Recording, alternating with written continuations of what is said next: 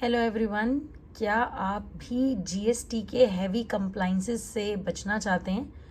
तो एक स्कीम है जीएसटी के अंदर जिसे हम कहते हैं कंपोजिशन लेवी। ये क्या होती है, इसके क्या रेट्स होते हैं, कौन इसे ऑप्ट कर सकता है, तो आइए आप इस वीडियो में जानेंगे। सबसे पहले कौन स्कीम ले सकता है ये? तो वो स्मॉल टैक्स पेयर जिसकी एग्रीगेट टर्नओवर पिछले साल की 1.5 करोड़ तक होगी, वो इस साल कंपोजिशन लेवी ऑप्ट कर सकता है। और अगर वो सर्विस सप्लायर है तो उसकी पिछले साल की टर्नओवर अगर 50 लाख तक होती है तो वो इस स्कीम में इस साल ऑप्ट कर सकता है। अब रेट्स क्या होंगे? जो कंपोजिशन डीलर होता है उसको नॉर्मल जीएसटी रेट्स पे टैक्स पे नहीं करना होता, उसके लिए एक क्वार्टरली रेट्स डिफाइन करे गए हैं। जैसे कि अगर आप एक मैन्युफैक्चरर हैं, एक्सेप्ट मैन्युफैक्चरर ऑफ पान मसाला, टोबैको प्रोडक्ट्स, एयरेटेड वाटर्स और आइसक्रीम, तो आपको अपनी टर्नओवर का सिर्फ 2% गवर्नमेंट को पे करना है। अगर आप केटर्स या रेस्टोरेंट्स हैं, बस आप अल्कोहल सप्लाई ना करते हो उसमें, तो आप अपनी टर्नओवर का 5% गवर्नमेंट को पे करेंगे। और अगर आप कोई और ट्रेडर्स हैं तो आपको 1% ऑफ टर्नओवर अब जीएसटी डिपार्टमेंट को पे करना होता है। एंड अगर आप सर्विस प्रोवाइडर हैं, एक्सेप्ट केटर्स और रेस्टोरेंट्स, तो आपको 6% अपनी टर्नओवर का गवर्नमेंट को पे करना होगा। लिमिटेशंस क्या हैं? अगर आप कंपोजिशन लेवी में आते हैं तो आपके ऊपर क्या क्या लिमिटेशंस होंगी?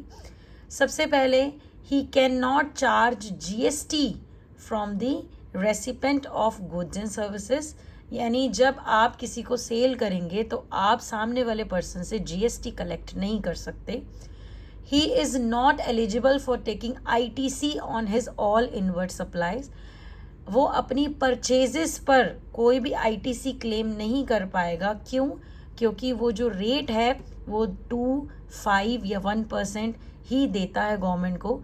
तो इस वजह से वो आईटीसी जो वो 28% जो पे कर आया, उसका वो आईटीसी क्लेम नहीं कर सकता। एंड वो अपनी सप्लाई पे जो डॉक्यूमेंट इशू करेगा उसे हम कहेंगे bill of supply instead of tax on invoice.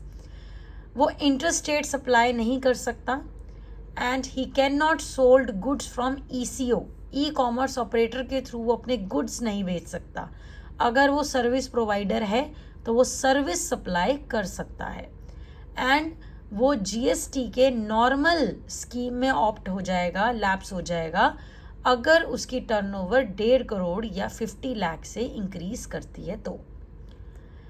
Now when to opt composition scheme. आप कंपोजिशन स्कीम कब ऑप्ट कर सकते हैं? तो अगर एक आप रजिस्टर्ड पर्सन, आप ऑलरेडी जीएसटी में रजिस्टर्ड हैं, तो आप फाइनेंशियल ईयर के बिगनिंग में ही अपने आप को रजिस्टर कर पाएंगे।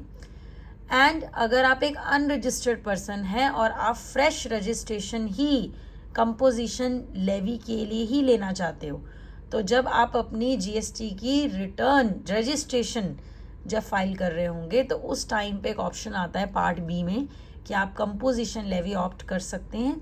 तो आप उसे टिक कीजिए और आप एज अ कंपोजिशन डीलर ही रजिस्टर्ड होंगे। And when to withdraw from composition levy. आप इस साल कंपोजिशन लेवी में आ चुके हो और आप उस लेवी से बाहर आना चाहते हो, तो आप 2 तरीके से बाहर आ सकते हो। पहला, अगर आपकी टर्नओवर 1.5 करोड़ से इंक्रीज हो जाती है तब तो आप लैप्स हो जाओगे, दैट इज़ कंपल्सरी विड्रॉल है।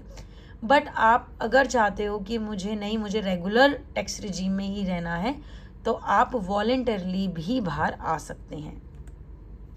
अब कंपोजिशन डीलर में जो जीएसटी रिटर्न्स का कंप्लायंस है वो बहुत इजी है और सिंपल है, जिसके लिए आपको क्वार्टरली एक फॉर्म भरना होता है जीएसटी CMP 08।